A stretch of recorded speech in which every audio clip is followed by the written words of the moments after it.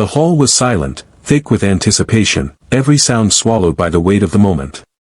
A frail boy, no older than 12, walked slowly toward the podium. His oversized uniform clung awkwardly to his thin frame, and his shoes, scuffed and worn, made soft echoes across the polished floor. He looked too small for the stage, too fragile for the spotlight. Yet, in his trembling hands, he carried a crumpled piece of paper, folded and unfolded so many times that its edges had begun to tear. The crowd expected a nervous, halting speech. Teachers exchanged weary glances, some bracing themselves for stumbles. A few classmates stifled giggles. But then, the boy lifted his head.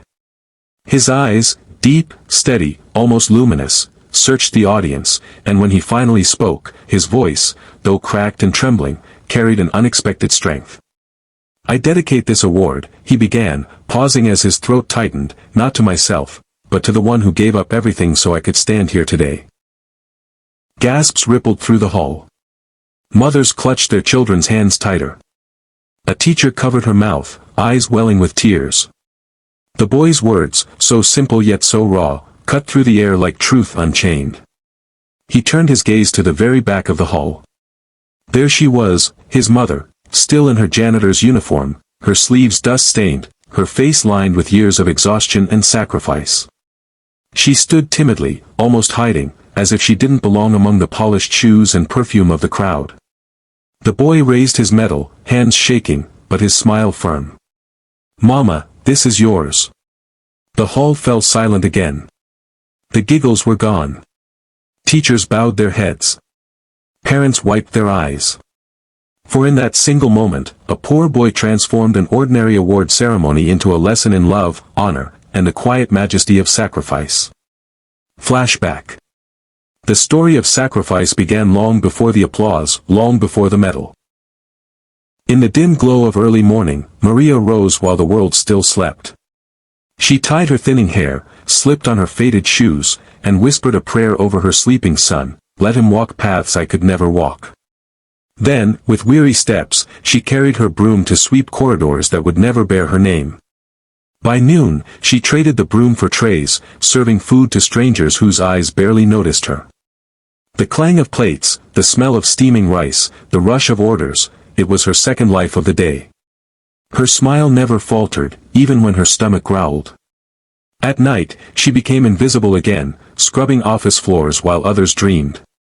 3 jobs, endless hours, blistered hands, yet all she carried home was hope. Daniel noticed.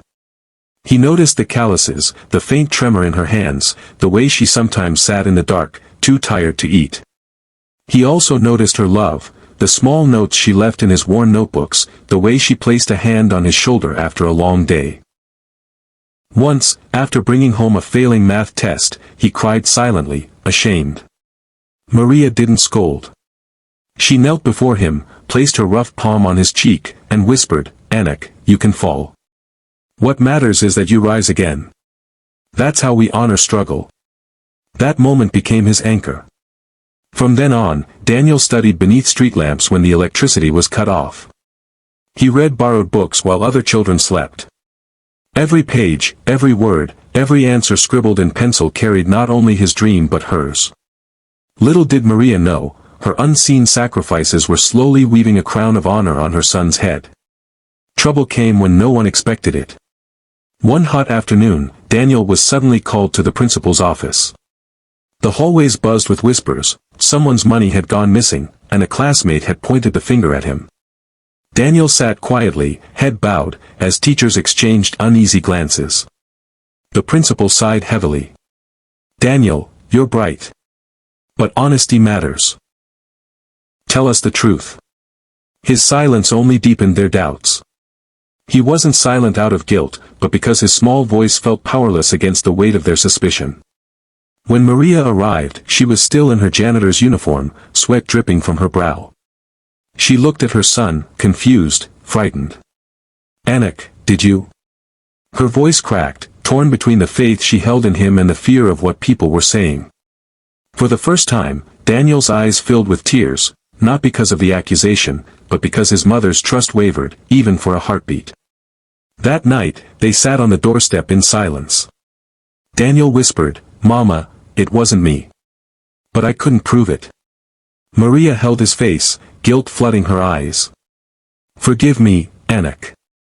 The world judges the poor before it hears their truth." Days passed under a cloud. Whispers followed him in corridors. Some classmates sneered.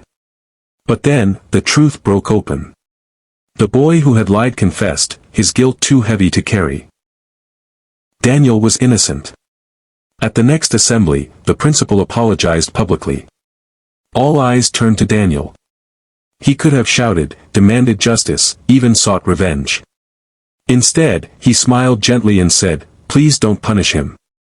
We all make mistakes." The hall went still. Then, unexpectedly, the boy who accused him wept and hugged him. In that embrace, Daniel's humility outshone every accusation. His honor became undeniable. IME moved quickly, and the boy who once stood accused now stood tall on his graduation day. The hall shimmered with bright banners, flowers, and proud families dressed in their best. Names were called, applause filled the air, but when Daniel's name echoed, valedictorian, the applause grew thunderous. He walked slowly across the stage, his uniform pressed neatly, though still worn at the edges. He carried no arrogance, only the same gentle humility that had carried him through years of hunger and hardship. Holding his speech, his eyes swept across the crowd, but they searched only for one person. There she was, Maria. Still in her janitor's uniform, sitting shyly at the very back. She clapped softly, trying to hide her calloused hands, afraid of being noticed among polished shoes and perfumed clothes. She smiled faintly, but her eyes glistened with quiet pride. Then Daniel began, "My greatest teacher never had a classroom. She had a broom, a mop, and endless courage. Today, I graduate not for myself, but for the woman who walked barefoot so I could run." The hall grew still, then gasps and sobs filled the silence. Some parents wiped tears. Teachers who once doubted him now stood, clapping. Daniel stepped down from the podium, walked straight past the front row, and headed to the very back. He removed his medal, shining under the bright lights, and placed it around his mother's neck. "This belongs to you, Mama." Maria covered her face, her body shaking with sobs. The hall erupted into applause, wave after wave, until it felt like the walls themselves were trembling. The janitor's son had become valedictorian. And for one sacred moment, the invisible mother became the most honored woman in the room. Years passed, yet the memory of that graduation never faded. The boy who once held a crumpled paper at a podium had become a man, his voice and vision sharpened by years of study and sacrifice. On another graduation day, in the very same hall, whispers spread through the crowd, this time not about suspicion or poverty, but about a guest speaker everyone was eager to see.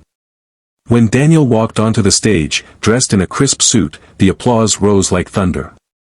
He paused, humbled, and smiled, not the smile of someone who had made it, but of someone who remembered where he began.